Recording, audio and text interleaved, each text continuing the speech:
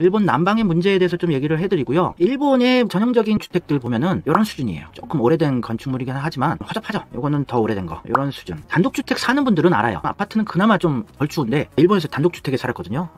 추워 죽는 줄 알았어요. 난방이 의미가 없을 정도로 추워요. 진짜 춥습니다. 화가 나요. 진짜로. 화가 날 정도로 춥고 신축은 그나마 조금 낫긴 해요. 일본의 아주 평범한 신축 주택인데 이런 데는 그나마 조금 나요. 그래도 춥긴 추워요. 일본의 주택의 벽 구조 보면은 한국이랑 같은 거예요. 기둥이 있고 바깥쪽에 석고보드 있죠. 미국에서는 쉬트락이라 그러는데 요 석고보드 깔고 아니면 요 안에다가 흡음재나 난방 스펀지 같은 거 있죠. 보충재를 넣고 벽지로 바르는 이런 식인데 그렇게 구조가 차이가 나는 것도 아닌데 왜 이렇게 춥냐. 진짜 막 환하게 추워요. 한국처럼 영하 10도 이하로 내려가는 날씨도 아닙니다. 도쿄 관동지방 중심으로 제가 설명해 드린 건데 아주 추워봤자 영하 1도인가 요 정도예요. 집은 얼어입니다 진짜.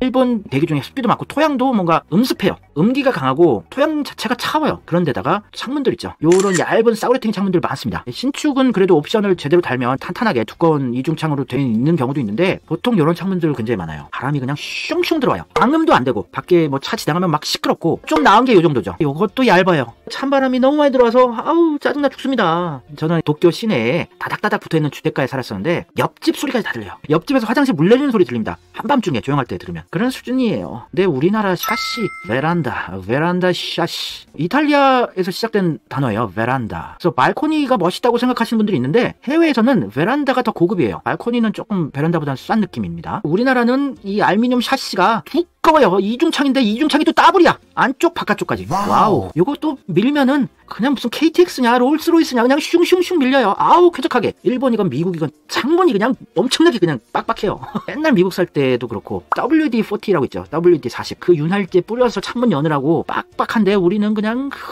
미끄러져요. 도로에서 트럭이 지나가도 아무 소리 안 들어오고 이렇게 쾌적하게 사는 게 한국. 일본의 겨울에 지금 딱 이 시즌에 정말 짜증나는 게 목욕탕 욕실이죠. 평균적인 일본 가정집의 욕실이 이렇게 생겼어요. 요건 신축 맨션에 이렇게 잘 지어놓은 거지. 하여튼 이런 형식이에요. 우리나라는 변기랑 같이 있지만 일본은 욕실 따로 화장실 따로인데 이 욕실 앞에 탈의실이 있거든요. 겨울에 얼어요.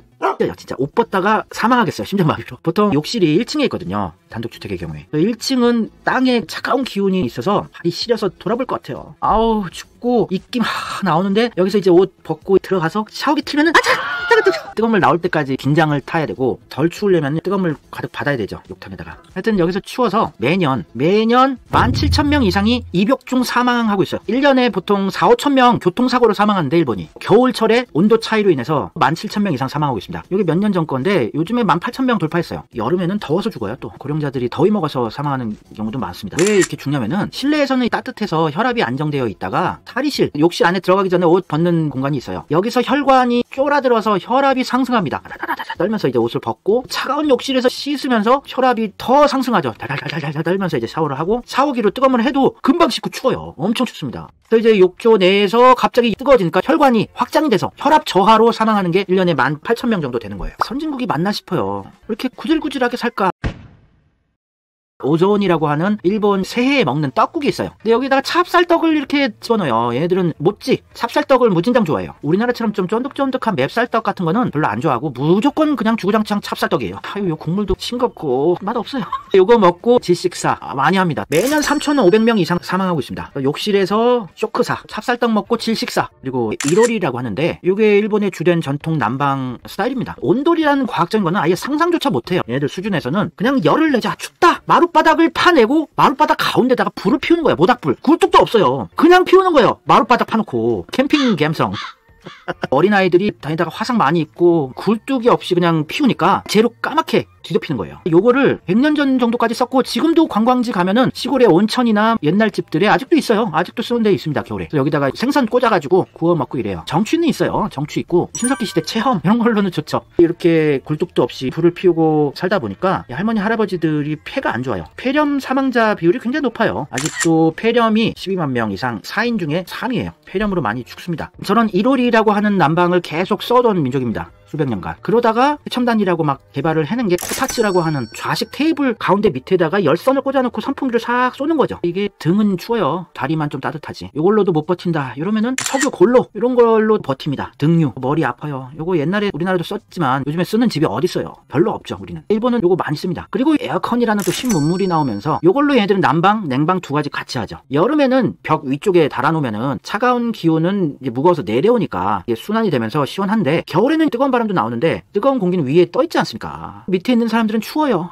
추우니까 이 코타츠도 필요한 거고 요것도 필요한 거예요. 그래서 얘네들 참 한 가지로 화끈하게 한민족 형님들처럼 온돌이라는 되게 최고의 과학적인 난방 시스템 같은 거를 개발해 볼 상상조차 못 해내고 이런 걸로 겨울을 연명하고 있는 애들이에요. 아우, 저 일본에 한번 출장 갔다가 니가타라는 시골인데 거기 공장 시찰한다고 갔는데 며칠 있어야 돼서 회사에서 방 하나를 마련해 줬어요. 원룸을. 와, 요거 하나 있는 거예요. 요거 하나. 저는 그때 미국에서 살다가 잠시 출장을 간 거라서 요게 난방 기능이 있는 줄 몰랐어요. 요거 하나 놔두고 간 거라고 생각을 해서 요거 하나 틀고 있다가 이게 환기가 안 되면은 위험하니까 1시간 정도마다 자동으로 꺼지는 기능이 있는 골로였어요. 이게 꺼진 줄도 모르고 계속 자다가 저 입 돌아가는 줄 알았습니다. 진짜로 입 돌아가는 줄 알았어요. 추워서 죽을 뻔했어요. 우리나라에 살면 몰라요. 우리나라 온돌의 감사함을. 미국 살아도 마찬가지고요. 한국 살다가 일본 가신 분들은 온돌 감사해요. 어쩌다가 한국 와서 겨울에 발바닥이 따뜻한 거 느껴보면 천국입니다. 천국. 그만큼 재수없게 추워요. 일본이 진짜 짜증나게 추워요. 그래서 일본이 너무 추우니까 이제 겨울만 되면 매일 욕실에 물을 받아놓고 욕탕에 들어가는 거예요. 오후로라고 하는 자동 급탕기죠. 우리나라에는 없는데, 우리나라는 집이 더워서 욕실이 있어도 탕에 안 들어가지 않습니까? 일본은 겨울에는 필수예요. 무조건 들어갑니다. 매일매일 물 받아서. 가스비도 엄청 많이 나옵니다. 뜨거운 물 받아놓고 한 42도 정도로 아주 뜨겁게 해놓고 그냥 몸을 녹이는 거예요. 녹이고 따뜻해진 몸으로 겨우 잠에 드는 겁니다. 우리는 다른 세상을 살고 있는 겁니다. 일본과. 제가 미국에서도 단독주택 살았었는데 미국도 목조주택 아닙니까? 제가 살았던 동부 지역이 일본보다 훨씬 추운 지역이었는데 그렇게 춥다는 느낌이 없었어요. 미국 단독주택들은 대충 어떤 구조냐면요, 지하실 베이스먼에 보일러가 있어요. 히터 큰 거 있습니다. 시끄러운 거. 그 옆에 세탁실이 있죠. 요걸로 중앙난방이에요. 여기서 각 방으로 쫙 쏘는 거예요. 그래서 배관이 지나갈 때 온돌 유사한 느낌이 나고 집 전체를 따뜻하게 데펴주고 또 구석구석 구멍이 많이 뚫려 있어요. 미국은 이 정도면은 그래도 살만해요. 아주 오래된 미국 집들, 5, 60년 이상 된 집들은 이 라디에이터가 들어가죠. 미국은 끓는 물이 지나가는 거예요. 인류 최강 국가. 미국, 유럽이 요 라디에이터 많이 쓰는데 우리는 얘네들보다 한 단계 더 진화된 거죠. 수천 년 전에 이미 요거를 바닥에 심은 거죠. 한민족은 바닥에서 올라오니까 열이 순환이 잘 되고, 그래도 따라온 게 라디에이터예요. 일본보다는 훨씬 따뜻합니다. 난방 시스템 발상이 일본이 안 된다. 미개하다. 알고 계시면 좋을 것 같아요.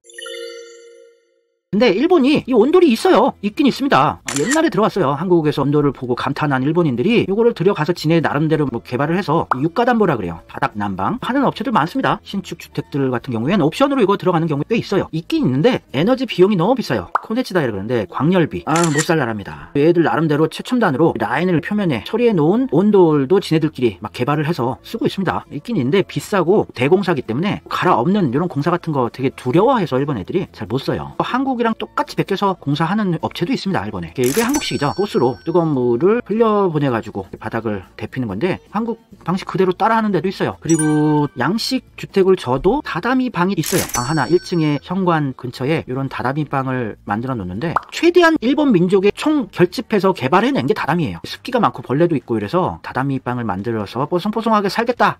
그 발상은 괜찮은데 요게 내구성 굉장히 약해요. 쾌쾌하게 그냥 곰팡이 끼기도 하고 요 구석구석 요 틈 사이에 먼지고 뭐고 껴요. 더러워요. 요거 청소기로 밀면 이가 나가고 수명이 짧아져서 빗자루질하고 이래야 되는데 쾌쾌해지고 많이 걸어다니는 부분들은 금방 헤어져 버려요. 보통 나무바닥 많이 쓰는데요. 이런 집도 꽤 있어요. 이게 표면 자체가 오돌도돌하면은 위생적으로 당연히 좋지가 않죠. 일본이 습기가 많은 나라라서 벌레도 많이 끼고 곰팡이도 많이 먹습니다. 오래된 여관, 뭐 온천 이런 데 가면 이런 방이 대부분인데 아우 구질구질 꼬질꼬질 냄새 나고 막 곰팡이 냄새 나는 데 많아요. 좋은 온천 가면은 이런 냄새는 안 나는데 싸구려 가면은 심한 냄새 납니다. 얘들은 이걸 자랑을 하죠. 일본의 전통 문화, 일본인의 우수함 이러는데 이런 게 많아요.